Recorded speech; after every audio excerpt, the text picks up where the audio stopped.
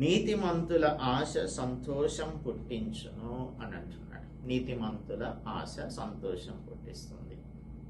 అపోస్తలుడు పౌలు ఫిలిప్పీయులకు తాను రోమ్లో house arrest లో ఉన్నప్పుడు, అనగా తాను ప్రిజన్ లో ఉంటున్నప్పుడు రాసినటువంటి పత్రిక ఇది. ఫిలిప్పీయులకు రాసిన పత్రిక. దీనిని మనం ద జాయ్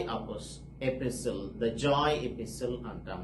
అంటే ఆనందమును గురించి చెప్పేటువంటి పత్రిక, ఆనంద పత్రిక అనొచ్చు. The joy ఎపిసిల్.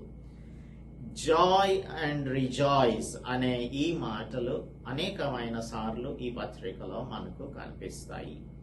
మరి ఒక వ్యక్తిని హౌస్ అరెస్ట్ లో చేసినప్పుడు ఆనందించగలిగిన పరిస్థితి లేదంటే ఆనందించగలిగిన సిచ్యువేషన్ లో, సర్కమ్స్టాన్సెస్ లో ఉన్నారని మనం అనుకుంటామా? హౌస్ అరెస్ట్ చేస్తే వారికి ఫ్రీడమ్ లేనట్లే, అంటే బందీగా ఉన్నట్టు.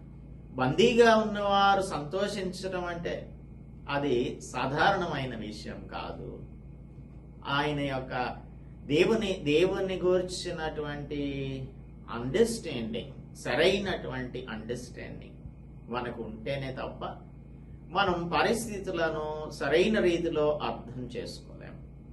సరైన రీతిలో పరిస్థితులను అర్థం చేసుకున్నప్పుడు మనకున్న కష్టాలన్నింటిలో కూడా మనం దేవుని కొరకు సంతోషంగా జీవించగలుగుతాం. నా మట్టుకైతే బ్రతుకుట క్రైస్తే, చావైతే లాభం అని చెప్తూ ఉన్నాడు ఇదే పత్రికలో.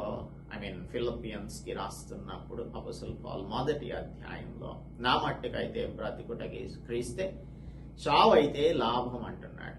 నా బ్రతుకు ద్వారా అయినా సరే, నా చావు మూలంగానైనా సరే, క్రీస్తు యొక్క శరీరం, క్రీస్తు నా శరీరమందు ఘనపరచబడాలి అని అంటున్నాడు. చావైనా సరే, చచ్చిపోయినా సరే, బ్రతికినా సరే, నా శరీరంలో యేసుక్రీస్తు ప్రభు యొక్క నామం మహిమపరచబడాలి, ఘనపరచబడాలి అని అంటున్నాడు.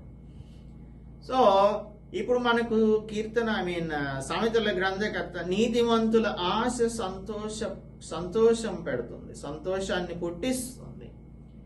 ఈయన ఆశలేంటి, ఈయన యొక్క ఉద్దేశాలేంటి, ద డిజైర్స్ హీ హ్యాస్, ఆయనకు కలిగినటువంటి కోరికలేంటి, ఇవన్నీ కూడా మనము ఆయన యొక్క జీవన సరళిలో మనం చూడగలుగుతాము. అపోస్తలుడు పౌలు యొక్క జీవన సరళిలో మనము చూడగలుగుతాము.